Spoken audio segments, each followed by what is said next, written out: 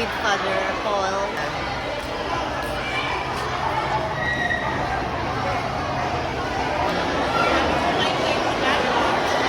Ayan na yung mga estudyante, oh. Malapit na magsimula yung misa. Inaantay lang namin si Father Paul. Ang ingay! Nakakatuwa, oh. Ang dami nila.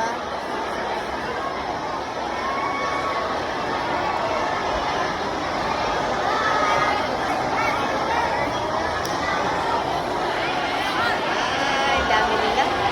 Magandang ugali para sa makabago at tundan na kinabukasan, pumalakpak ng malakas.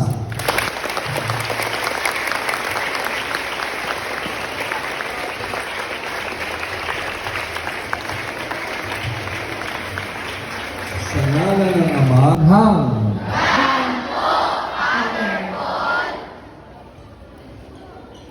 Panginoon, kaawaan mo kami. Panginoon, tawaan mo kami. Kristo, Amin. Ang buong kautusan sa akin ay umaayon, siyang gurong at papayo sa lahat kong suliranin. O kay tamis na namin ang utos mong bigay sa amin, pigit pa sa lintod pilak itong buong sanlibutan, ang mabuti. magandang ugali, pag may nagsasalita, siya ay sapagkat sa pakikinig, siya ay may matututo.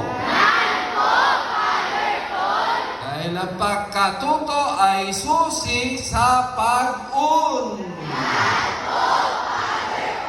Lahat ng gusto na siya umunlad, pumalakpak ng lahat.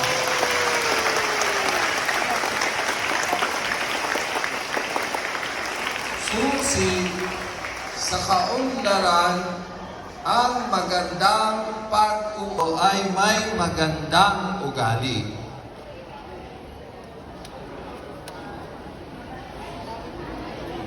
Anong palatandaan na siya may magandang ugali?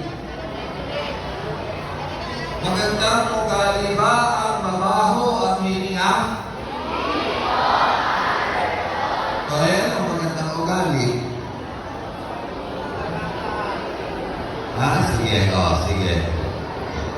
Ano ang magandang ugali?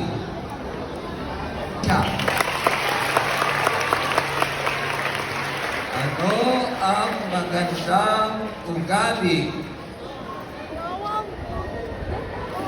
Mabait po.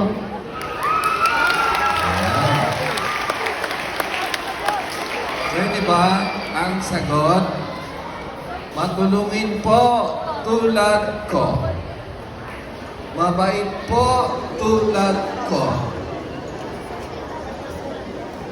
Ano ang magandang ugali? Nirespeto mo katulad ko.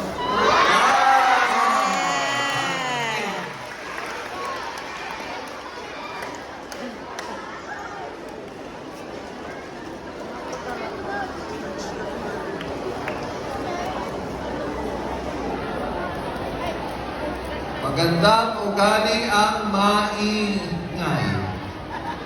Tama, mali.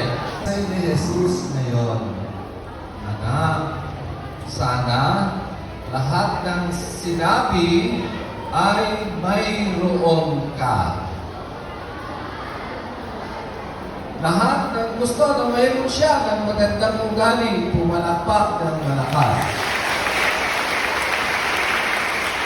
Okay.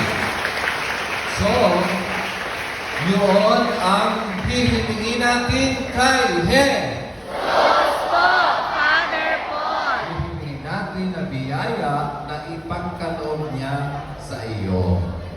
Na sana ikay maging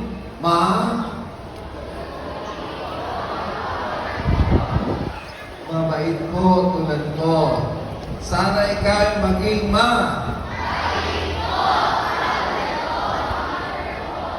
sana ikaw ay maging. Okay.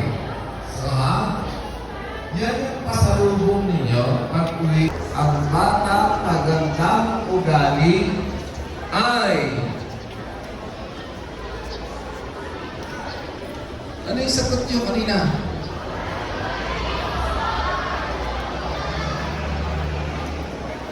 Tulad ko. Tulad ko. O, isa.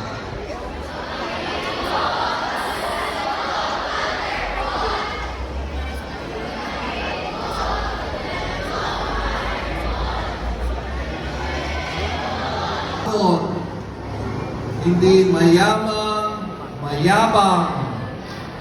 Hindi mayamang, mapagsamantala. May pinag-aralan na ginagamit ang pinag-aral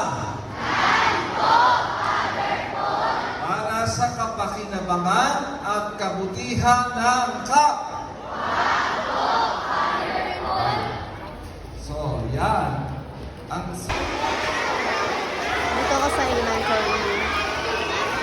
Tumawid lang ako dito para silipin ang mga kasama kong katikista dito. And this is Claire. Ayan. Ay mga kasama kong katikist. Mga batang elementary. Ayan. Babalik na ako dun sa kabila sa high school. Kasi meron na palang magtuturoan ko na sa Ate Yoli. Ayan. Kasi kanina akala wala pang magtuturo kaya tumawid ako dito. So, babalik na ako doon sa high school kasi naglilisa doon.